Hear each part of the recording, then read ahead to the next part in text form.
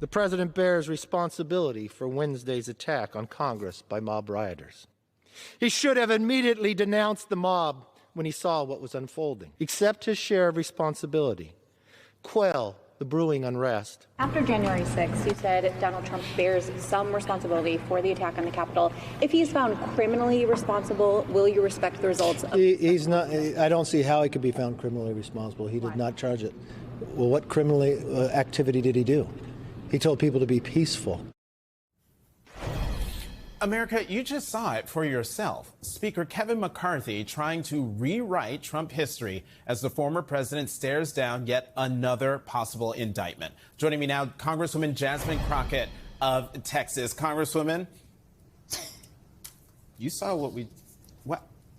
And you were shaking your head with that side-by-side split screen. It was shade. Listen, the Republicans continually want to say, don't believe your lying eyes. We've seen this consistently, whether it was the Black Lives Matter movement or whatever it is. They will do whatever to justify this stain on American history, this stain on our country.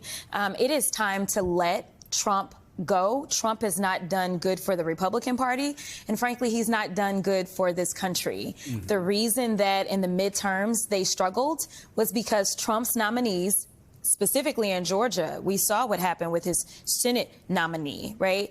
His nominees, they can make it to the general, but they cannot make it past the general. Right. Well, so that clip I played in the intro isn't the only thing Speaker McCarthy said on the possible indictment. Watch this.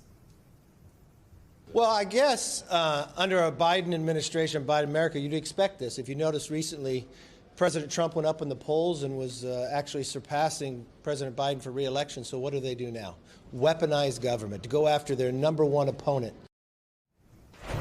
I mean, listening to him about polls and investigations reminds me of what he said about the Benghazi hearings and what that was supposed to do. But look, I know you're not a Republican, but you work with them on Capitol here. Does Speaker McCarthy believe what he's saying, or is he just saying that to keep Trump off his back and also to keep his caucus off his back so he can hold on to the speaker's gavel? Absolutely. He'll say and do anything. He is the weakest speaker in the history of the United States. As you've seen, Congress hasn't been able to move forward a number of times because of his caucus. How is it that you have all the power and literally you have no power because you are constantly being succumbed to whatever the radical right is doing? I mean, this is such a radical right that allegedly Marjorie Taylor Greene may not be part of the in crowd anymore. I mean, it's like, it's bananas. It's Animal House instead of being the People's House right now. That was good. All right, now look, speaking of weaponizing, you're on the House Oversight Committee. Absolutely. That's chaired by Congressman James Comer, right? Yeah. Who has weaponized that committee by going after President Biden and his son Hunter. What's the latest example of this? The latest? The latest example. Okay, so so for those who haven't tuned in, it is a circus every single week that we meet. So this past week, we had the nudes that were brought out by Marjorie Taylor Greene of Hunter. And for those that don't know, Hunter Biden has always been a private citizen. Right. Unfortunately, they are not treating him that way. They are trying to disparage his character and go after him. They were talking about prostitutes and all kinds of drugs. But we also know that the former president has an interesting history. So this allegedly was all about Hunter's taxes. This is a case that he has pled guilty to, that he will be sentenced for here shortly. But they didn't want to talk about Trump and his taxes and what's going on in New York with D.A. Bragg and how he paid off women.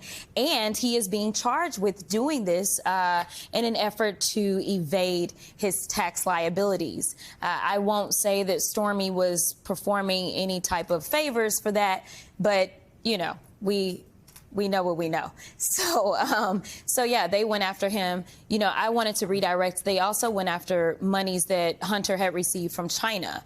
But we know that the president, when he was sitting as the president of the United States, Trump, he was actually receiving money from China, and it was undisclosed as to where that money came from. So, but there was also one other thing that their Comer and the Republicans are alleging that both the president and the attorney general are obstructing the investigation.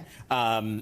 There's no evidence of that. There was no evidence. You know, we went through all these different questions. We finally got to me. The one thing that I wanted to make clear at the onset of my questioning was, number one, you never gave a deposition, either one of these whistleblowers never gave in your deposition anything that said that the president was responsible for interfering, nor that our attorney general was responsible for interfering. What they tried to do is just basically say, y'all can read between the lines. But I wanted to make it clear that there was no evidence of that. And so now they want to bring in Merrick Garland. But one thing that the American people need to understand is that this investigation, it started under the Trump administration, much like many of Trump's friends who were convicted. They were convicted under Trump's administration. And so if Trump's administration can go after and convict his own friends, I'm sure if they had enough evidence to really bring these felony cases, which is what they're upset about, I'm sure they would have done that. But this investigation lasted almost 5 years. And when the president took over, President Biden, he decided he didn't want it to appear as if he was doing anything shady. And so he allowed the Trump-appointed AUSA to stay on the case. Right. And he's still on the case. He is. Congresswoman Jasmine Crockett of Texas, thank you very much for coming back to the show. Good to see you.